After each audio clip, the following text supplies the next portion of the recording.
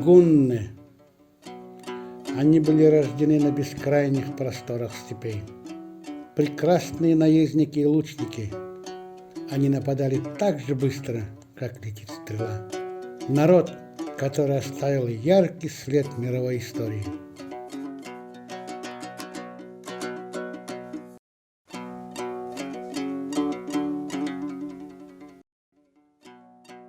Данное доказательство пришло со стороны точной науки генетики. Общеизвестно, что для идентификации человека, живого или умершего, используется генетическое тестирование на ДНК. Цели при этом преследуются самые разные: установление отцовства или материнства, близкого родства, принадлежность к той или иной семье или социальной группе. Аналогичное тестирование возможно и для большой группы лиц в составе одного народа. Априори пальма первенства в медико-генетическом исследовании происхождения кыргызского этноса принадлежит доктору медицинских наук, профессору, академику Айдаралиеву, признанному мировому специалисту в области молекулярной генеалогии. Еще в 2009 году он привлек к решению вопроса о генетическом происхождении кыргызов Фонд молекулярной генетики, созданный миллиардером и филантропом Джеймсом Соренсоном в США, в штате Юта. Фонд Соренсона занимается, начиная с 2002 года, созданием базы данных ДНК и генетической информации. Исходя из постулата о том, что все этносы в этом мире перемешаны настолько, что чистокровных народов практически не существует, а есть только разнообразные комбинации галлотипов, соотношение генов в одной хромосоме, данный фонд задался целью выявить родословную человека вплоть до его первичного протоисторического происхождения. По инициативе Айдаралиева в данном же 2009 году было заключено соглашение о сотрудничестве между Фондом молекулярной генетики и Международной высшей школой медицины при МУК для определения ДНК представителя кыргызского этноса. Первопроходцем выступил сам Айдаралиев, который сдал соскоб для определения своей генеалогии. У академика Айдаралиева имеется сертификат, который был выдан ему на основании ДНК-тестирования, и в котором записано, что в его геноме содержится 38% европейских и 55% южноазиатских генов. Согласно теоретическим воззрениям ДНК-специалистов из фонда Соренсона, Вудворда и Гомеса, а также академика Айдаралиева, человек как биологический вид Homo sapiens произошел некогда в Восточной Африке, откуда он начал волнообразно во времени расселяться по планете.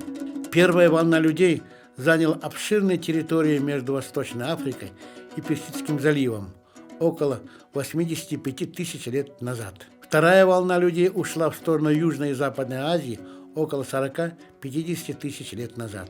И третья, самая последняя большая волна людей ушла в другие части Африки и через Малую Азию в сторону Европы около 30 тысяч лет назад.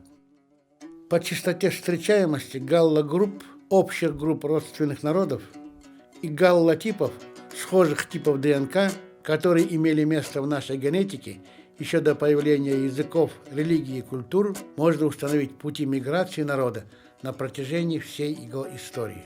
Информация, заложенная в галлотипе, по мнению данных ученых, не ассимилируется, не исчезает и никак не растворяется, в отличие от социальных, общественных и ментально-культурных наслоений. ДНК позволяет выявить родственные линии наших предков и наших потомков только по мужской линии. ДНК женских линий являются как бы косвенными идентификаторами. По частоте встречаемости разных галлотипов можно составить родословное дерево группы родственных народов. Отдельные ветви галлотипа представляют собой скопление человеческих популяций и раскладываются на кластеры. Последние же реализуются через генотипы тех или иных конкретных народов. Согласно проведенному тесту ДНК 600 кыргызов, у них имеется минимальный порог европейских наборов хромосом 20%, а максимальный предел 40%.